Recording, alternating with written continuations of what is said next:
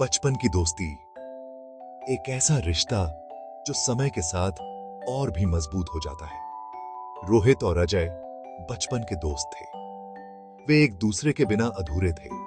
वे एक ही स्कूल में पढ़ते थे और हमेशा साथ साथ रहते थे। एक ही गली में खेलते थे जहां उनकी हंसी गूंजती रहती थी। उनकी दोस्ती बहुत गहरी थी, जैसे दो आत्माएं एक ही शरीर में बसी हो। वे एक दूसरे के सुख दुख के साथी थे। हर मुश्किल में एक दूसरे का साथ देते थे। रोहित हमेशा से ही होशियार था और पढ़ाई में उसका मन बहुत लगता था। वह घंटों किताबों में डूबा रहता था। अजय का मन खेलने में ज्यादा लगता था। वह हमेशा मैदान में ही दिखता था। फिर भी दोनों एक दूसरे का बहुत ख्याल रखते थे और एक दूसरे की मदद करते थे।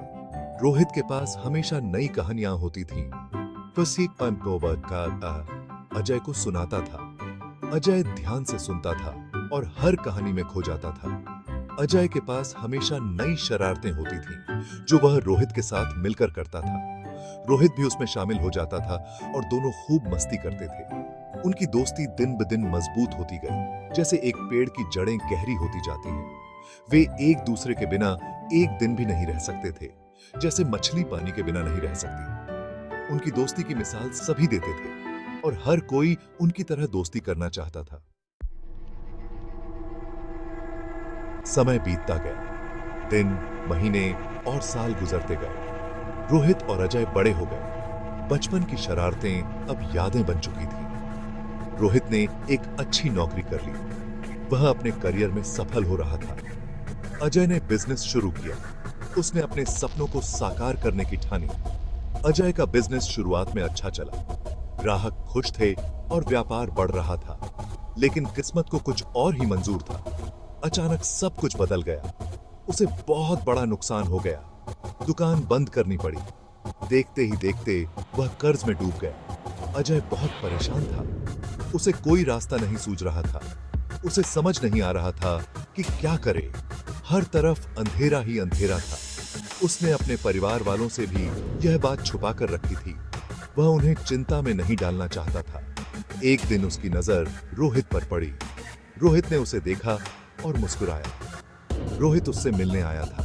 वह अपने दोस्त की मदद के लिए तैयार था। अजय ने हिम्मत करके उसे अपनी सारी परेशानी बता दी। उसने अपने दिल का बोझ हल्का किया। रोहित ध्यान से उसकी बात सुनता रहा। वह अपने दोस्त की हर बात समझ रहा था। उसे अजय की हालत पर बहुत दुख हुआ। उसने अजय को दिलासा दिया और मदद का वादा किया। रोहित ने बिना कुछ सोचे समझे अजय की मदद करने का फैसला किया। वह जानता था कि दोस्ती का असली मतलब मुश्किल वक्त में साथ देना होता है। उसने अजय से कहा, तुम चिंता मत करो, मैं तुम्हारी मदद करूंगा। हम मिलकर इस समस्या का हल निकालेंगे। अजय को रोहित की बातों पर यकीन नहीं हो रहा था। उसने कहा, लेकिन कैसे? इतनी बड़ी रकम कहां से आएगी? रोहित ने कहा, तुम बस इतना बताओ कि तुम्हें कितने पैसों की जरूरत है, मैं इंतजाम कर लूंगा। अजय ने हिचकिचाते हुए कहा, मुझे 2 लाख रुपए की सख्त जरूरत है।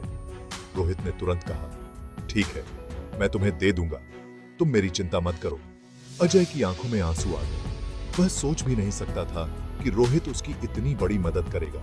उसे यकीन नहीं हो रहा था कि रोहित उसकी इतनी बड़ी मदद कर रहा है। उसने कहा, तुम्हारा बहुत बहुत धन्यवाद रोहित। उसने रोहित को गले लगा लिया।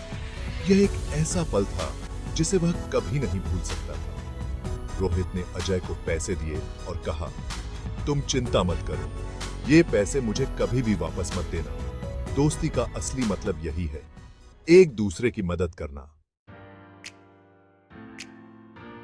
रोहित की मदद से अजय ने फिर से अपना बिजनेस शुरू किया और आगे बढ़ा।